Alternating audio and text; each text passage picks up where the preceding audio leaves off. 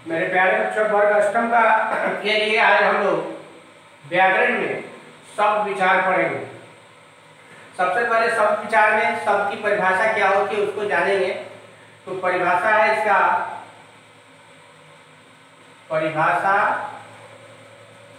शब्द की परिभाषा जो होती है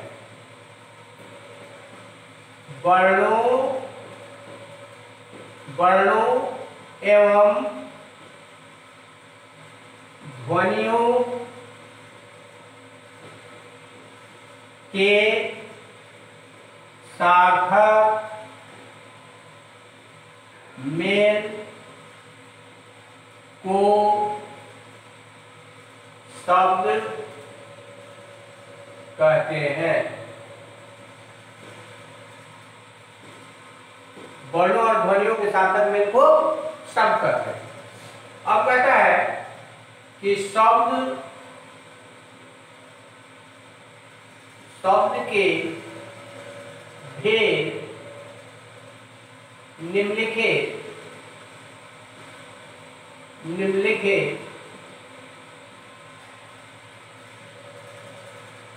आधार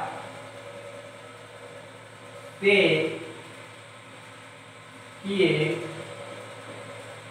जाते हैं। शब्द के भेद निम्नलिखित आधार से किए जाते हैं। जैसे यहाँ पे आपको समझने की जैसे में है, जैसे में हम यहाँ घोड़ा रखती है। घोड़ा, इसमें क्या होता है, घोड़ा जो शब्द है इसमें कई दो से एक दो तीन वर्ण जो मिलते हैं, उन वर्णों के मिलने के बाद में यह शब्द का निर्माण होता है जिसका सार्थक अर्थ निकलता है। जैसे घोड़ा है, पानी है, फूल है, इस तरह से बहुत सारे शब्द हैं जो शब्द का उदाहरण होता है। शब्द के भेद निम्नलिखित आधार से किए जाते हैं। पहला जो है आधार, जैसे पहला है उत्पत्ति। उत्पत्ति के आधार पर। दूसरा है रचना के आधार पर। तीसरा है रचना के आधार पर। उसके बाद कहता है प्रयोग के आधार पर। प्रयोग के आधार पर।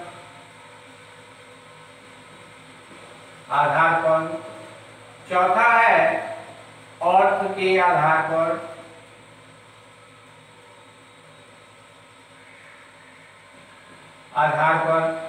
इस तरह से शब्द के भेद निम्नलिखित आधार से किए जाते हैं, यानी उसका वर्गीकरण किया गया है, उसको बांटा गया है। उत्पत्ति के आधार पर, रचना के आधार पर, प्रयोग के आधार पर, अर्थ के आधार पर। अर्थात उत्पत्ति के आधार से शब्द के कितने भेद होते हैं, रचना के आधार से कितने शब्द के भेद होते हैं, प्रयोग के आधार से कितने शब्द के भेद होते हैं, अर्थ के आधार से शब्द के कितने भेद होते हैं। इसके सारे आधार से सारे शब्द के जितने भी भेद होते हैं उस सारे भेदों को परिभाषित किया जाएगा और उसका एग्जाम्पल के साथ उन सभी भेदों को समझा जाएगा।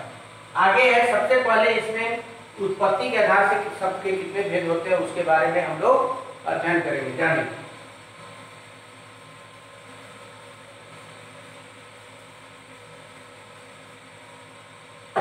सबसे पहला है टॉपिक के उत्पत्ति के आधार से शब्द के चार भेद हैं। पहला होता है तत्सम। पहला है तत्सम, दूसरा है तद्भव, तीसरा है तद्भव, तत्सम तद्भव, तीसरा है देशज, चौथा है विदेशज, विदेशज। इस तरह से उत्पत्ति के आधार से शब्द के चार भेद होते हैं। पहला तत्सम, दूसरा तद्भव, तीसरा देशज, चौथा विदेशज। अब तत्सम की परिभाषा क्या होती है? सबसे पहले हम लोग अध्ययन करेंगे तत्सम के बारे में। तत्सम जो होता है हिंदी में संस्कृत के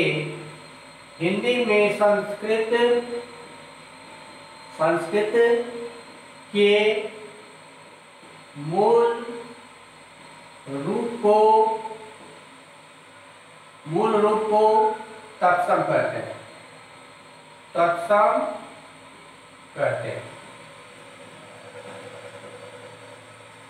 अब इसको फिर से समझेंगे कि हिंदी में बहुत सारे ऐसे शब्द होते हैं जो संस्कृत से लिए जाते हैं, वैसे शब्दों को हम तत्सम शब्द कहते हैं। जैसे में यहाँ रखेंगे, जैसे हम लिखते हैं तो यहाँ लिखेंगे जैसे में हिंदी में प्रयुक्त जो भी शब्द संस्कृत से लिए गए हैं, जैसे यहाँ लिया गया अग्नि शब्द जो है यह तत्सम शब्द है। उसके बाद यहाँ लिया गया पुष्प। इस तरह से फूल को पुष्प कहते हैं। पुष्प जो है संस्कृत भाषा है, तो ऐसे संस्कृत से लिया गया अग्नि जो है। इस प्रकार से हम जो भी शब्द संस्कृत से करते हैं, संस्कृत से लिया गया शब्द होता है, वह तत्सम कहलाता है, जिसका प्रयोग हिंदी में किया जाता है। जैसे अग्नि हो गया, पुष्प हो गया, ठीक है, यहाँ गृह हो गया, पादप हो गया। इस तरह से बहुत सारे शब्द ऐसे आते हैं जो संस्कृत से लिए गए और हिंदी में प्रयोग किए जाते हैं, जिसको हम क्या कहते हैं? तत्सम कहते हैं। तो तत्सम के बाद दूसरा आता है तद्भव। तद्भव शब्द जो है यह तत्सम के बिगड़े हुए रूप को तद्भव शब्द कहते हैं।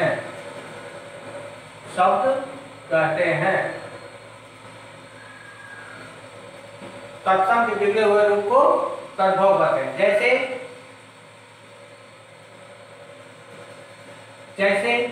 जैसे यहाँ तत्सम में हम लोगों ने कहा अग्नि, तो इसका बिगड़ा हुआ रूप क्या होगा? आग होगा।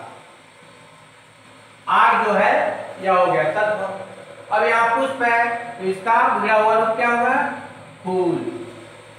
तो ये आपको क्या हो गया? यह तद्भव हो गया। तीसरा है गृह जो है, तो इसका बिगड़ा हुआ रूप क्या हो गया? घर हो गया। इस तरह से जितना भी इसका यानी तत्सम में आए संस्कृत के जितने भी शब्द हैं जो तत्सम के लिए यूज किए जाते हैं, प्रयोग किए जाते हैं, उसका जितना भी बिगड़ा हुआ रूप होता है उसको हम क्या कहते हैं? तद्भव कहते हैं। अर्थात हम परिभाषा यही लिखेंगे कि तत्सम के बिगड़े हुए रूप को तद्भव कहते हैं। जैसे आग, फूल, घर और सारे शब्द हैं जो संस्कृत को छोड़कर हिंदी में रहते हैं। तीसरा है देशज। देशज शब्द जो है तो ये कहता है कि अपने देश में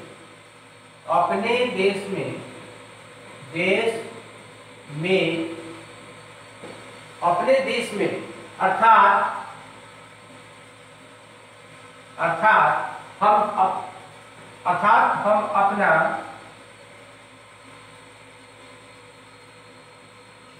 अपना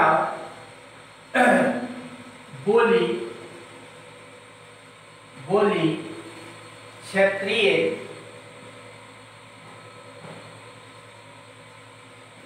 बोली के आधार पर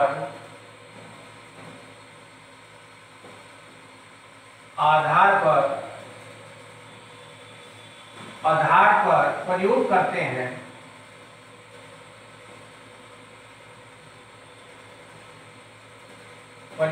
हैं। उसे देशज शब्द कहते हैं। देशज शब्द कहते हैं। फिर से समझेंगे। देशज अपने देश में अर्थात अपने देश में बोले जाने वाली भाषा क्या है? देशज शब्द। परंतु अपने देश में कई भाषाएं हैं, अलग अलग क्षेत्रों में अलग अलग बोलियां हैं, भाषाएं हैं। तो वही यहाँ कह रहा है कि अपने देश में यहाँ छुपा हुआ है कि अपने देश में बोले जाने वाली संपूर्ण जितनी भाषाएं हो उसको हम देशज करते हैं। परंतु यहाँ इसको और सहज बनाने के लिए अर्थात हम अपना बोली क्या है, जैसे हम यहाँ रहते हैं तिरहुत कमिश्नर में रहते हैं, हम लोग भोजपुरी और हिंदी बोलते हैं, तो हमारा अपना भाषा क्या हो गया, हमारी अपनी बोली क्या हो गई, भोजपुरी हो गई। उसी तरह हम अपना बोली क्षेत्रीय बोली के आधार पर प्रयोग करते हैं, उसे हम देशज शब्द करते हैं। यानी कि अपने देश में संपूर्ण जो भाषा है जिसमें क्षेत्रीय भाषा भी बहुत सारे सम्मिलित है, बोली सम्मिलित है, उसको हम देशज शब्द करते हैं। तो अपने देश में अर्थात अपना बोली क्षेत्रीय बोली के आधार पर प्रयोग करते हैं, उसे हम देशज शब्द करते हैं।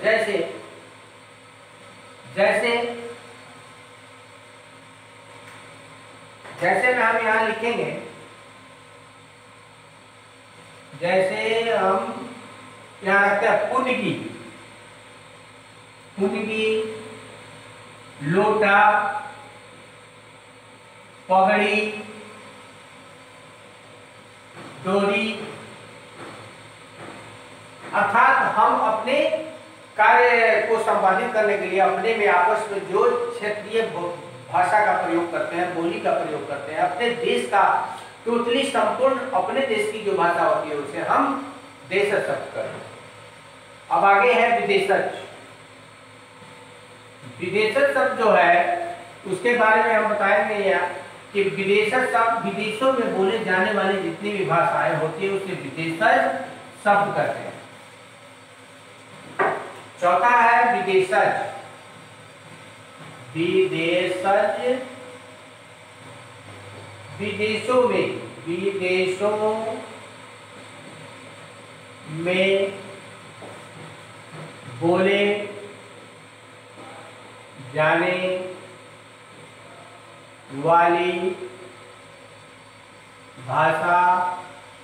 जाने वाली भाषाओं को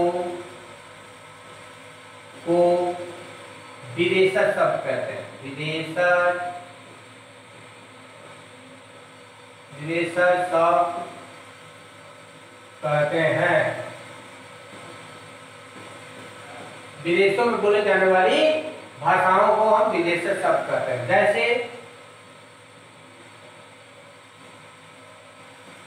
जैसे हॉस्पिटल,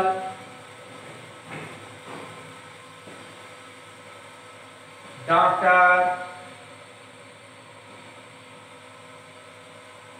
कॉलेज, अर्थात अब जानेंगे यही कि जो इंग्लिश के शब्द होते हैं, अंग्रेजी के शब्द होते हैं और हमारे देश में भी यानी विदेशों से आए हैं, इसको आगत शब्द भी करते हैं, आगत ध्वनि भी करते हैं, आगत वर्ण भी करते हैं।